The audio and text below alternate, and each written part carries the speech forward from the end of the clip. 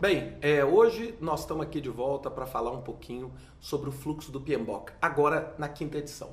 E como eu fiz na quarta edição, eu resolvi aqui apresentar esse vídeo novamente para explicar para vocês como é que eu estudo o PMBOK. PMBOK, quinta edição, foi disponibilizado em inglês no início de 2013 pelo PMI.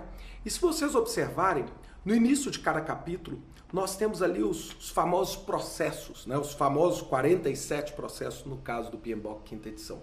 E o que eu resolvi? Eu resolvi endereçar um pouquinho, não é? O que a gente tem muitas vezes no meio, é assim, o que é feito primeiro? Porque se a gente observar o guia é um standard para a gente entender o processo como um todo, mas ele não coloca uma sequência clara e lógica específica de como a gente deve fazer. A gente não deve fazer a integração toda primeiro, para depois fazer escopo, para depois fazer o tempo.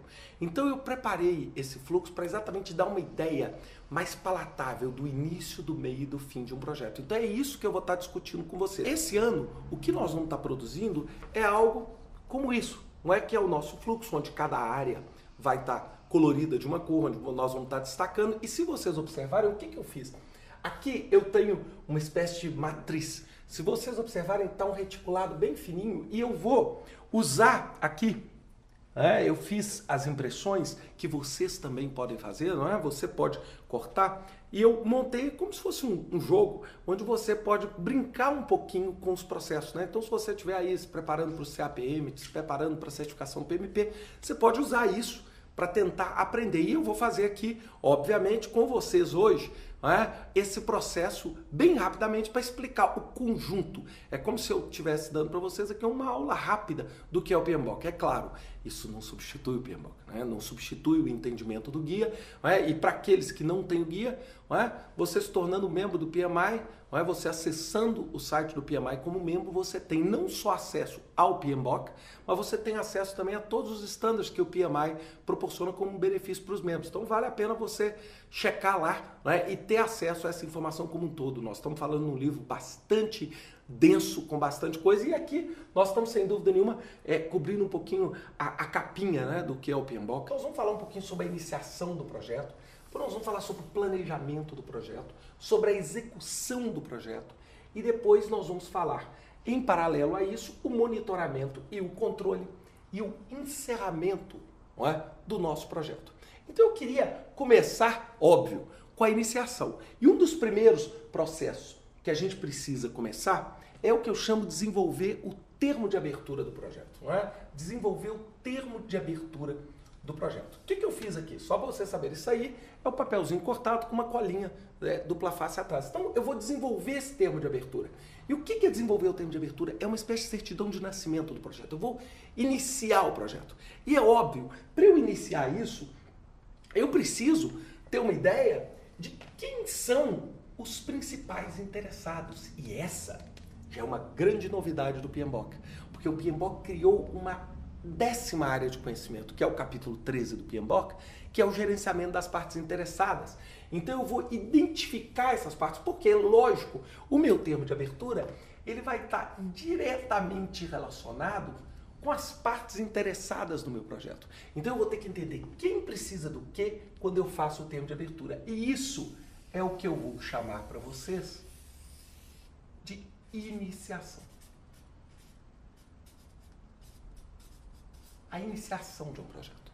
A partir do momento que você tem o termo de abertura, tem a certidão, nós vamos começar uma outra viagem, que é a viagem do planejamento. Então nós vamos começar agora a brincar com o planejamento do projeto. E eu queria começar o planejamento com o processo de integração dele, que é desenvolver o plano de gerenciamento do projeto. Eu vou desenvolver o plano de gestão. Esse plano, ele na verdade é uma coleção de um monte de outras coisas que a gente vai inserir agora. Então, as primeiras coisas que nós vamos inserir agora são os documentos de escopo e o trabalho de escopo. Então eu vou planejar como é que eu vou gerenciar o escopo desse projeto. Como é que eu vou gerenciar? Como é que eu vou definir claramente quais as regras para entender o que está dentro e o que está fora desse projeto? Em seguida, eu vou coletar os meus requisitos. Então aqui, um processo novo. Vou falar que tipo de requisito eu vou estar precisando para o meu escopo. E olha que interessante, vocês estão vendo que a seta tem dupla direção? Por que ela não é uma seta só do primeiro para o segundo, mas ela volta? Porque à medida que você vai andando, vocês vão ver que praticamente todas as setas ela tem dupla direção. Por quê? Porque você faz o passo da frente e um dos produtos do passo da frente é rever o passo de trás. Porque pode ser que muitas vezes ao coletar os requisitos, você precisa rever o seu plano de escopo, você precisa refinar. É lógico, o grande processo é o movimento do 1 para o 2. Mas você também tem o retorno do 2 para o 1 em atualizações. Em seguida, nós temos o 5.3, que é o que? Definir claramente o escopo, onde nós vamos criar a nossa declaração de escopo do nosso projeto. Então nós vamos entender claramente o que está dentro do nosso projeto. Para aí, em seguida, a gente criar a nossa EAP, não é? A nossa EAP, que eu brinco, que eu amo tanto, né? Que eu acho, sem dúvida nenhuma, provavelmente a principal peça do planejamento. Não é? Então isso daqui, se a gente pudesse fazer um pontilhado aqui rápido, ó, isso daqui são os 4 processos de escopo que me suportam o planejamento. E esses 4 processos, obviamente, vão estar o quê? Ligados à integração, como todos os outros. A partir do momento que eu fiz a parte de escopo, não é? Entendi isso, esse processo integrado, eu vou começar a trabalhar agora no tempo. Né? No tempo. E a primeira coisa, tal como eu fiz o planejamento, o gerenciamento de escopo, eu vou também planejar o gerenciamento do meu cronograma. Como é que eu vou fazer o meu cronograma? Então eu vou planejar esse cronograma e isso vai abrir para mim o caminho para o passo 6.2, que é definir as atividades do projeto. Então eu vou definir. Qual que é a diferença entre elemento da EAP e atividade? A atividade é o trabalho contido em um pacote da EAP. Porque aqui é que eu vou associar relações, prazos, etc. São nessas atividades, nessas tarefas que eu vou fazer. E aí eu tenho logo abaixo uma série de atividades. Eu tenho sequenciar as atividades, lógico, nem tudo no seu projeto acontece ao mesmo tempo. Eu vou estimar os recursos das minhas atividades. Eu vou estimar as durações. E, finalmente, vou desenvolver o cronograma. E, gente, o que é mais legal aqui e mais importante? Pode parecer confuso, mas não é. É o seguinte, tudo está ligado a tudo. Todos os processos se ligam. É lógico que existe uma sequência natural, que são os números que eu estou passando. 6.1, 6.2, 6.3, 6.4, 6.5 e 6.6. Mas aqui, na verdade, o que eu estou fazendo? Eu faço basicamente tudo ao mesmo tempo. E aqui, o que é a grande novidade no tempo? A grande novidade que nós temos aqui no tempo, sabe o que é? É esse primeiro processo. Porque no PMBOK quarta edição a gente já começava aqui. Aqui nós estamos falando o seguinte, peraí, mas como é que você vai gerenciar isso? Então isso tudo aqui passa a ser o grande bloco que eu estou chamando de tempo. Ok? O grande bloco que eu estou aqui chamando de tempo. E é lógico, esse bloco também está conectado ao plano, óbvio. Não é? Em seguida, então, ó, escopo, tempo. Agora nós vamos para o custo. Não é? E nós vamos começar o quê? Se aqui eu planejei escopo, aqui eu planejei cronograma, o que vocês acham que eu vou começar aqui? Planejando como é que eu vou gerenciar o custo. Eu vou entender que tipo de tolerância eu tenho no custo. Como é que eu vou administrar o custo do meu projeto? Como eu brinco, esses planos é mais ou menos a regra do jogo, é igual jogar futebol. Antes de você começar o jogo, você não precisa explicar o que é gol, o que é falta, o que é pênalti. Você não pode começar o jogo e o cara bate a bola na trave e você fala assim, a trave é meio gol. Você concorda? Quem vai definir a regra do jogo são exatamente esses planejamentos. Em seguida, óbvio, eu estou com uma ideia das atividades que eu tenho, dos recursos aqui que eu vou estar precisando, com os prazos e o escopo. Claro, eu consigo brincar um pouquinho e estimar os meus custos. não é? Eu consigo estimar os custos dos meus pacotes e, consequentemente, do meu projeto, não é? E isso vai me permitir o quê? Montar o orçamento do meu projeto. E aí eu vou ter condições de saber qual é o orçamento. Este bloquinho vai ser o quê? O custo, não é? Esse bloquinho vai ser o custo. E este bloquinho também se liga como todos os outros. Já na qualidade, o que eu vou fazer? Eu vou planejar o que é qualidade para mim. O que tipo de necessidade eu preciso atender em termos de qualidade no meu projeto, não é? Lógico, lá na frente, na execução, lá na frente, no monitoramento, eu vou ter que fazer outras coisas, mas agora eu tenho que entender o que é qualidade para mim. Perceberam? O que é qualidade? O que é um projeto bom? O que é um produto bom dentro do meu projeto? Em seguida, eu comecei a falar um pouquinho aqui de recurso. Só que tem um recurso muito especial que são os recursos humanos, as pessoas. Então eu preciso, óbvio, como todos os outros processos, eu preciso planejar o recurso humano, não é? Eu preciso entender que tipo de habilidade, que tipo de incentivo eu vou criar para transformar um amontoado de pessoas numa equipe. Que tipo de processo eu vou precisar para fazer isso? Em seguida, eu vou para as comunicações. Gente, olha como é que é fácil entender. Aqui eu estou planejando escopo, aqui eu estou planejando cronograma, aqui eu estou planejando custo, aqui eu estou planejando qualidade, aqui eu estou planejando RH, aqui eu vou estar o quê? Planejando as comunicações. Não é isso? Aqui eu vou estar planejando como é que a informação vai fluir no meu projeto. Ela vai de quem para quem? Que tipo de reunião eu tenho que fazer? Que tipo de estrutura eu tenho que montar? E aí, claro, esse processo também vai se ligar na integração. Em seguida, não é? Eu vou falar o seguinte, poxa, depois da área de comunicação eu vou tratar os meus riscos. E aí, gente, eu vou fazer basicamente todos os processos de risco. Mas dos 6 processos que o PMBOK tem, 5 deles vão estar intimamente ligados ao planejamento. Que, óbvio, começando pelo lugar comum, é o quê? Planejar o gerenciamento de risco. Qual a regra do jogo? Que tipo de tolerância eu tenho ao risco? O que é risco para mim? Não é? Em seguida, eu vou falar, poxa, ótimo, eu consigo identificar o risco. E aí vocês muitas vezes podem me perguntar o seguinte, mas por que essa seta aqui vai e volta? Porque muitas vezes ao identificar o risco, você volta aqui e muda a sua abordagem, porque pode ser que determinados riscos que não seriam identificados baseados nesse plano passam a ser identificáveis agora. Então você tem que vir aqui e alterar isso.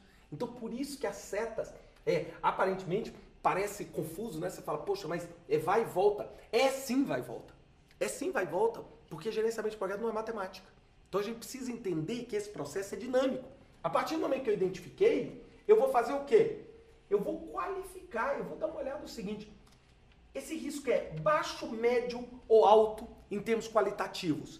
E em paralelo, eu faço isso também. Eu faço o quê? Desculpa, o quantitativo. Eu vou fazer então o qualitativo, o quantitativo. E isso tudo vai permitir com que eu o quê? Com que eu desenvolva respostas. Ao montar essa estrutura, o que eu tenho que fazer? Obviamente, como eu fiz aqui no tempo, como eu fiz no tempo, como eu fiz aqui no escopo e no custo. Eu tenho que ligar tudo. Porque pode ser que na hora que eu desenvolvi, por exemplo, uma resposta, eu preciso voltar aqui e rever o plano. Perceberam por quê? Porque aquela resposta estava tendo uma estratégia de mitigar e eu não posso mitigar, eu tenho que evitar. Então todos se ligam a todos. Lógico, gente, foi um desafio muito grande para mim conseguir fazer esse layout, então, que coubesse isso.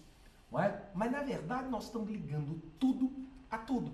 E esse grupo, eu vou pôr aqui uma fronteira nele, do lado aqui da fronteira do tempo, que é o grupo do risco. Isso é só para vocês entenderem no ponto de vista mais visual. Óbvio, o risco está ligado no plano. Por isso que se vocês voltarem no tempo, é super interessante, porque vocês viram assim, o Ricardo começou aqui, aí de repente ele pôs um aqui, com isso tudo em branco, é porque eu estou populando e tudo existe em função dessa integração, não é? Em seguida, eu vou tratar de aquisições. Eu vou fazer o meu plano de aquisições. Eu vou falar, ótimo, às vezes aqui no escopo eu defini que eu vou precisar de comprar alguma coisa. Então eu venho aqui e planejo o gerenciamento das minhas aquisições. Ou seja, aqui é que a minha decisão de comprar ou fazer é feita. Não é aqui que eu vou entender o que afinal vai ser comprado para esse projeto. O que esse projeto não vai fazer. E na nossa nova área de stakeholders, eu vou planejar o gerenciamento. E aí muitos de vocês vão falar assim, mas poxa, Ricardo, todos os outros processos você começou com planejamento. No entanto, no 13 você começou com a identificação. Por quê? Porque se eu não souber quem são as partes interessadas, eu não consigo nem saber o que é o projeto. Aqui no planejamento, sim, eu vou estruturar como que eu vou gerenciar. Quem são os oponentes, né? Aqueles 4 quadrantes mágicos, né? Poder e interesse. Não é? Então, interesse positivo com poder são os bons no projeto. Interesse positivo sem poder são o que a gente chama de líder de torcida. Não é? Aquele que te estimula, mas não tem muito poder para mudar. Aqueles que têm poder e o interesse é negativo são os maus. Não é? E aqueles que têm o interesse negativo e têm pouco poder, eu brinco muito, são aqueles que comem o nosso tempo. É aqueles que geram demanda e eles muitas vezes tumultuam, apesar de não terem um poder efetivo sobre o projeto. Então é isso daqui que eu vou estar discutindo aqui. E, gente, esse caixote gigantesco aqui é o quê? É o nosso planejamento. Então, planejamento é isso tudo aqui. Vocês notaram, gente, o tanto de processo? Nós estamos falando aqui, ó, 4, 7, 8, 9, 10, 11, 12, 13, 14, 15, 16, 17, 18, 19, 20, 21, 22, 23, 24. 24 de 47. Nós estamos falando em quase 50%. Não é? Tamanha importância que é de planejar. Bem, e depois que eu planejo? Poxa, depois que eu planejo, tem esse buraquinho aqui. Eu vou o quê? Executar. Não é? Eu vou começar a minha o quê? Execução. E eu queria começar a execução no item 4.3, que é o quê? Gerenciar. Como eu comecei aqui no plano, eu vou começar aqui o quê? Na execução. Que é o quê? Orientar e gerenciar. Lembre-se, o gerente do projeto, ele normalmente não é o operário do projeto, não é quem executa. Ele é quem orienta e gerencia. Só que paralelo a isso, um monte de coisa tem que acontecer, não tem?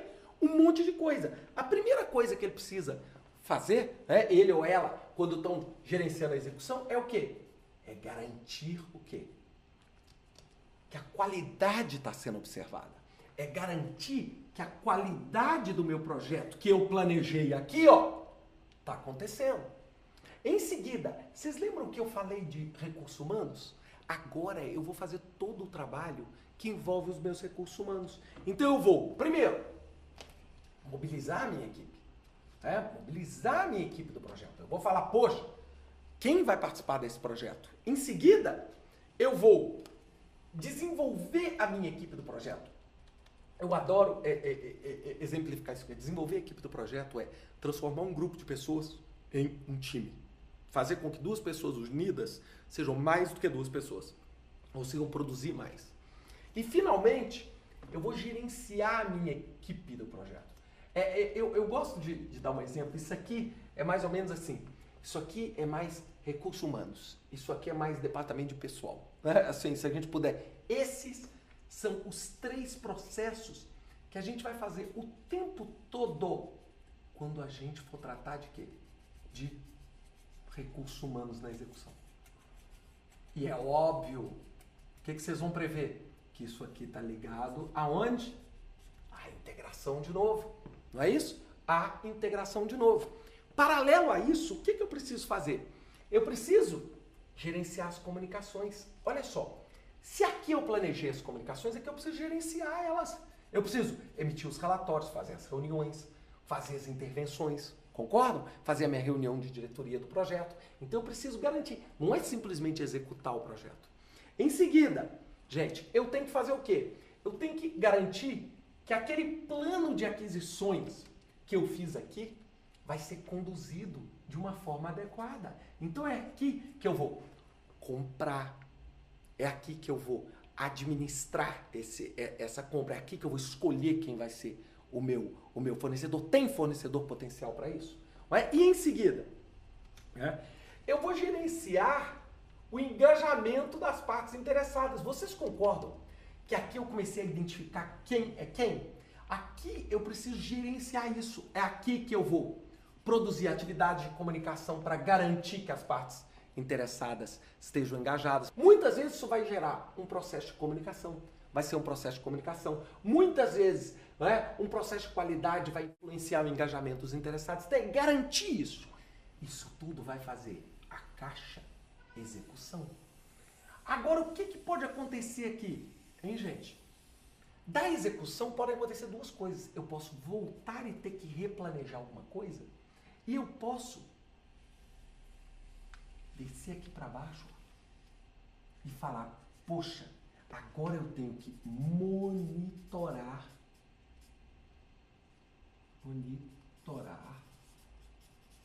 e controlar.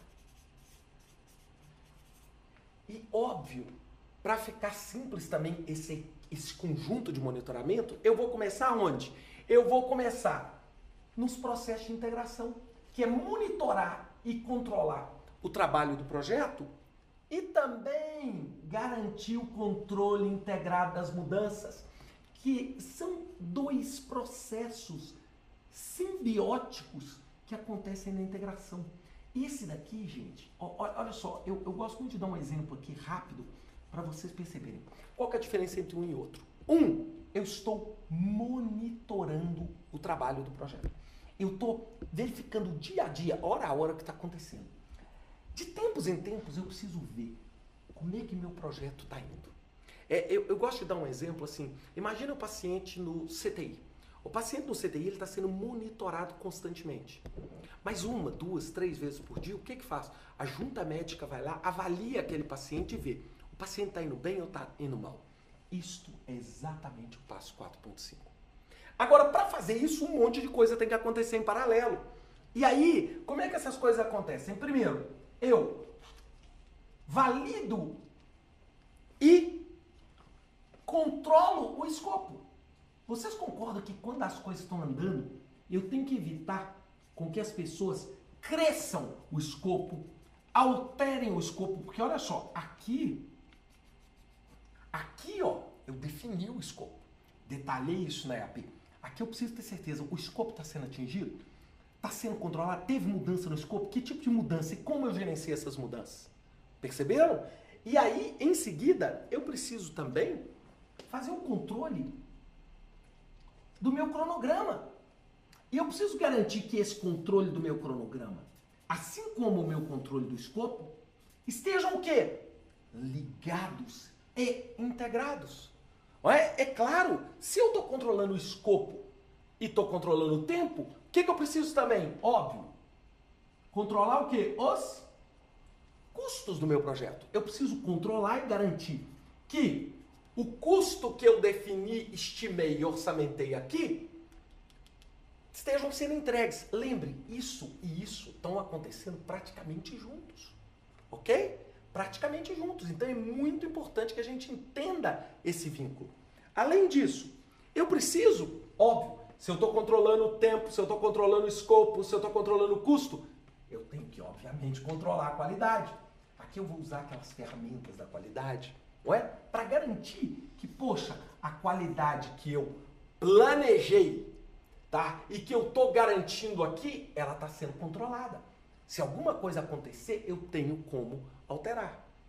Eu também, óbvio, preciso controlar minhas comunicações. Por quê?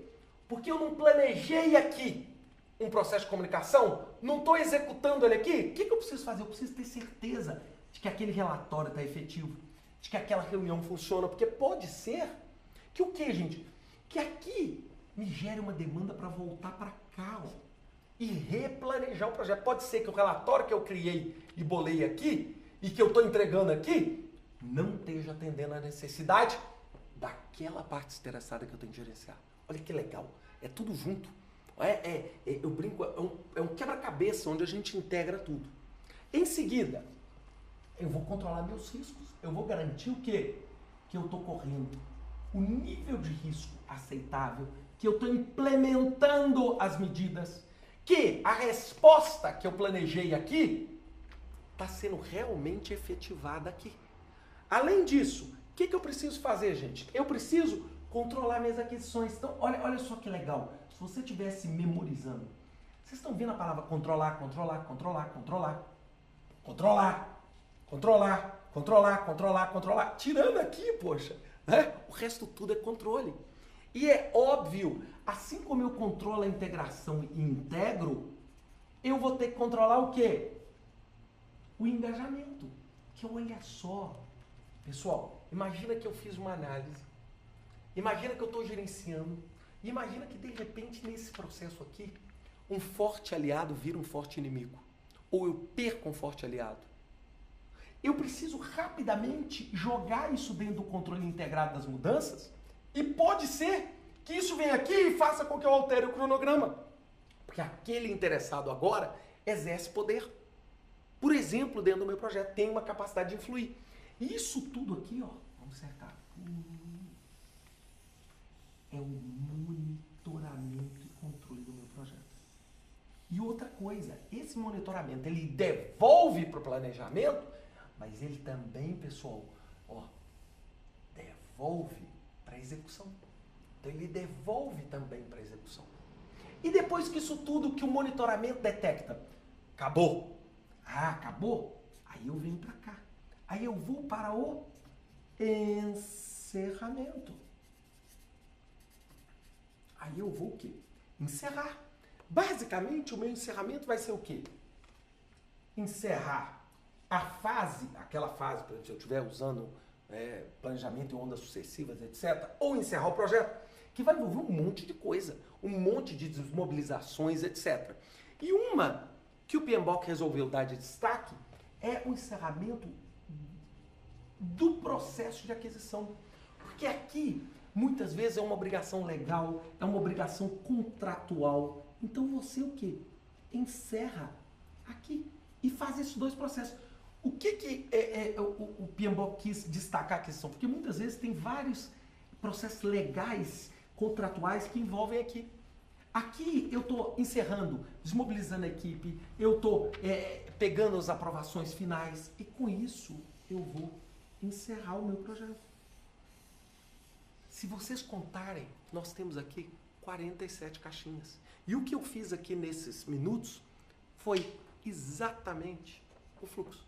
Né? Foi exatamente o fluxo que você pode fazer igualzinho na sua casa. Né? Eu estou disponibilizando para você esse papel que você pode dar download, né? O PDF, e estou disponibilizando todas essas fitinhas. O que você precisa ter de material?